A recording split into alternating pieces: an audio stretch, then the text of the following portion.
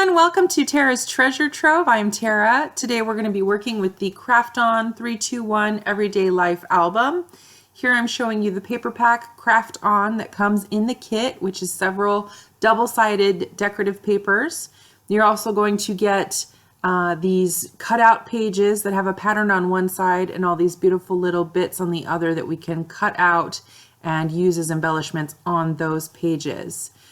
You can use any paper pack with this technique. You do not have to buy this bundle, but it is nice to have everything together.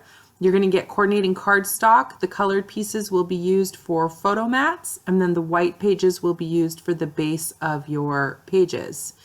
If you want this particular bundle, it's available until the end of August. Otherwise, again, you can use this with any paper. Here you're going to see the Craft On complements that come with the kit. You can also purchase these separately. The first sheet here is stickers, and you can just peel them and stick them down on your pages. The second sheet here is very difficult to see, but they're punch outs. There's flowers and buttons and frames and lots of little bits for you to use. And you do not have to do this the way I do it. I don't follow the instructions the way I do my pages, so you can decorate them any way you want. That's the beauty of this technique. You're also going to get in the kit some Everyday Life page protectors. It's nice to have protectors for your pages. And you're going to get some flip flaps. This is a 3x4 flip flap, and you're going to get 3 in the 4x6 size. This is used to add additional photos or decorations or journaling, however you want to do that. I did separately purchase the Craft On sequins. You don't have to do that, but I love decorating with sequins. You will want to print out the instructions from my website, which will only be available till the end of the month. These instructions are completely free, so even if you're not buying the kit, you can still print those out. You are going to need a paper trimmer. If you're doing this with our album, you're going to need the Everyday Life album, which will have to be purchased separately, but it fits those page protectors perfectly. You're going to need some kind of adhesive. I did use the tape runner. I also used our liquid glass. And you're going to want some scissors for cutting out those bits from the tear out sheet. These, I'm showing you the instructions where you're going to be cutting your pages. You're going to cut all of your double-sided pages except that cutout sheet. And then here's the instructions for the white cardstock and the photo mat cardstock. Here I'm going to show you how I cut the bases for the pages. I just trimmed off 4 inches from the bottom of the page, and then I pulled out the arm on my trimmer and flipped it and cut them so that they were 6 inches wide. So you would get, from each white piece of cardstock, you would get 2 for your album pages here. Now you could decorate each side of the white pages. I only decorated one side of each, so I cut multiples. You're also going to have leftover bits here that you can use for journaling or scrap paper, or just save them for future projects. Here I'm going to show you how I cut the photo mats. You're going to cut each of your photo mat pages into 4x6 pieces, so you should have 6 pieces out of every 12x12 sheet of cardstock. Now you can cut these down further, so if you're not going to be using your photos in a 4x6 size, you could cut them down to the 3x4 size.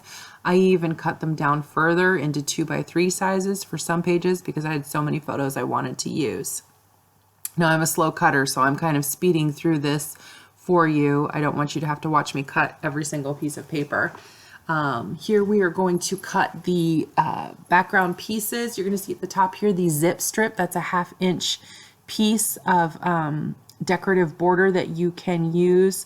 CTMH gives us that as, you know, additional little embellishment because on the back side of that zip strip is where it lists the name of the paper and the coordinating colors and that kind of stuff. So it's a lovely little piece, and I do use this on my 321 pages. You don't have to though.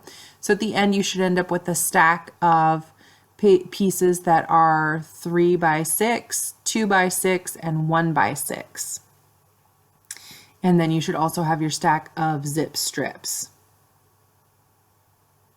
And then you can just take those pieces. I've got them all kind of stacked up here so you can see, but you just kind of take them and look at your photos and see what you think looks good. mix and match and figure it out and then lay it down. And you can see here I'm kind of flipping through the pieces, trying to figure out what goes together. Certainly you can use the images that come with the instructions for your reference, or you can copy it exactly. I do a flip through at the end of this video, and you can copy what I do exactly if you want. Now I'm going to tell you that I had more photos than what the album was meant for, so I actually added a few more pieces from my own stash so that I could make a few extra pages. But I will do a complete album flip through at the end. But you can see here I'm pulling out, for every base page you're going to want a 1x6, 2x6, 3x6 piece of that background paper, and then you're also going to want to cut your zip strips in half so that you can use that as well if you choose. And then you're going to decide which color photo mat you want, which is what I'm doing here. And I'm just kind of showing you the process on one page here. I don't actually go through all of the pages with you, which is why I do a flip through at the end. But I just wanted to show you kind of my process of how does this color look on this background. You know, it's so easy to quickly mix and match everything. It really does not take a huge amount of time, and then once you're happy with what you've got, you just glue everything down. I don't even think that this is the finished product here that I ended up with. I ended up with something completely different. But it's really so easy, and again, you can see here how simple it would be to use with other pattern papers, or even if you had extra white cardstock, you could make it with stamping your own images and make your own patterned paper. And then here you can see I'm pulling in the punch out embellishments, the word dream, which I thought was really nice. Some of those words and things people use as titles on big pages, but I love to squeeze them into small pages or find ways to use them on cards and things because they're just so beautiful and bold. So I do like to, you'll see on a few other pages, I take those big scrapbook titles and I cut them down so that they fit. So you can see here, I did end up completely mixing up that page. I did also decorate with the sequins. And then I'm showing you here the page protector that it's going to go into, and it is a side load page, which I show you here. So you can see how it slides in there. And then when you're done with the pages, you just slide it in there. Again, if you wanted to, you could decorate both sides of that piece of paper. But I actually just take another white page and tuck it in the back there. Here I'm showing you I made some journaling tags.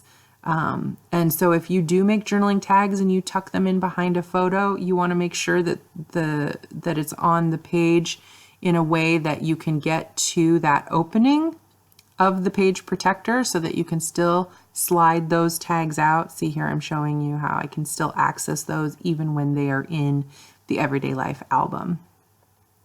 So here I'm showing you how I used the flip flaps. Now this album here, it's all about some craft weekend retreats I've done with some friends over the last few years. I won't be going on those retreats anymore, so I just kind of wanted to put together an album of all the memories that we had, and I thought the craft on paper packet was perfect. But here I'm showing you how I line up the edges of my my mats so that when I lay down that flip flap on top of my page protector, that it'll all line up and it'll look nice and clean, and you won't be able to see the photo underneath until you flip the flap. Okay, now for the flip through.